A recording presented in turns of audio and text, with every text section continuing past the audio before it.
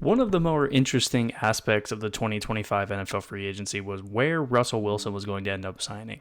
Whether it was going to be a new team or going back to Pittsburgh, it was going to be one of the bigger spectacles just off the fact that Russell Wilson is in the twilight years of his career, and many people think that, wherever he was going to go, it wasn't going to be very successful, and he wasn't going to have much winning.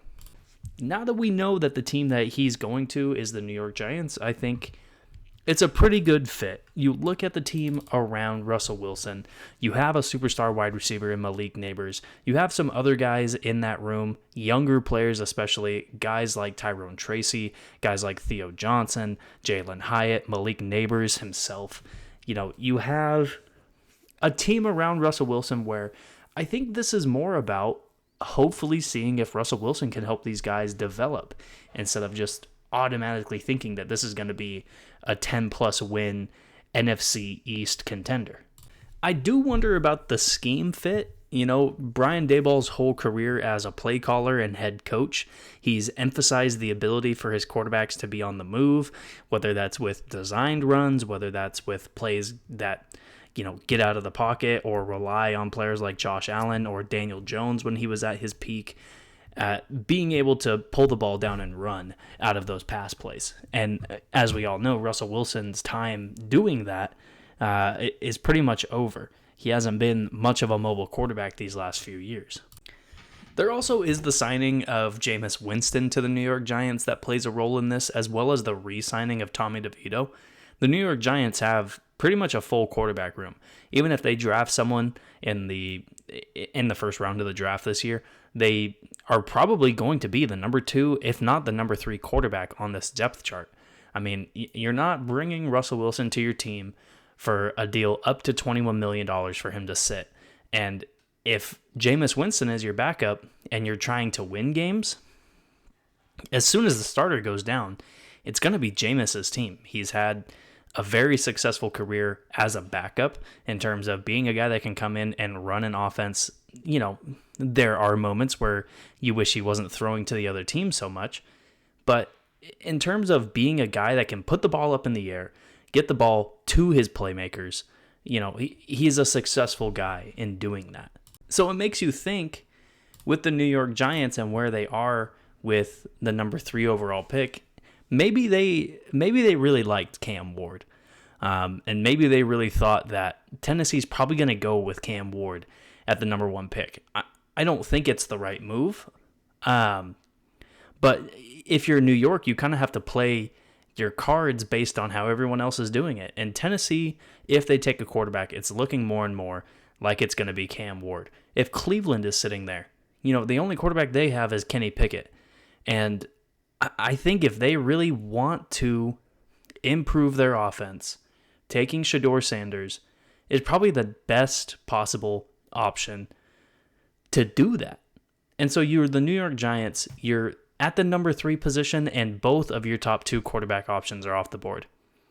This move, in terms of getting Russell Wilson, kind of gets you a safety blanket for a year at least, because it could go really well. This team could really overachieve. They could be a 10-plus win team.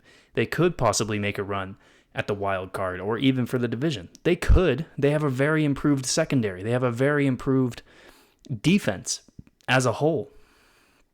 And so with the number 3 pick, now that you have most of your defense on lock, you have a great pass rush. You have a pretty good defense.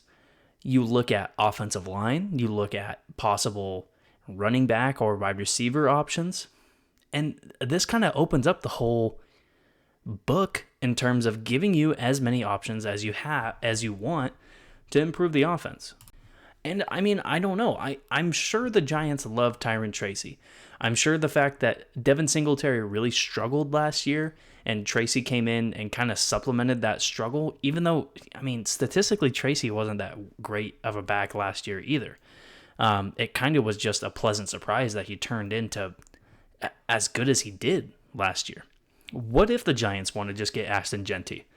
What if the Giants just want to get Will Campbell? What if the Giants just want to get Travis Hunter? There's so many options available to them now, especially if both of those quarterbacks go 1 and 2.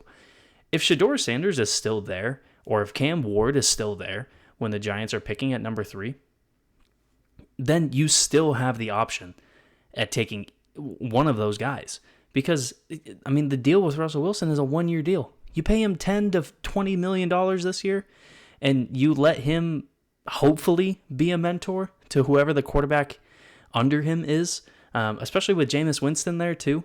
I mean, you have 2 very veteran guys, and you have a guy in Russell Wilson that I think, I don't know if Giants fans are going to love him, but I think he's going to love being in New York. I think that's where he kind of wanted to be after his Seattle run ended. And now he's there, and I think it's a good fit. I don't know if with Brian Daboll and his play calling tendencies, it's a great fit, and I really don't love the fit with this offensive line and the playmakers outside of Malik Neighbors. But like I said, it gives you a good chance to just improve the future of this offense by having Russell Wilson just hold down the fort for a year, maybe 2, and maybe the Giants are really bad this year. They don't get Shedeur Sanders, they don't get Cam Ward, they go 4-13, and they're picking in the top 3 again in the draft.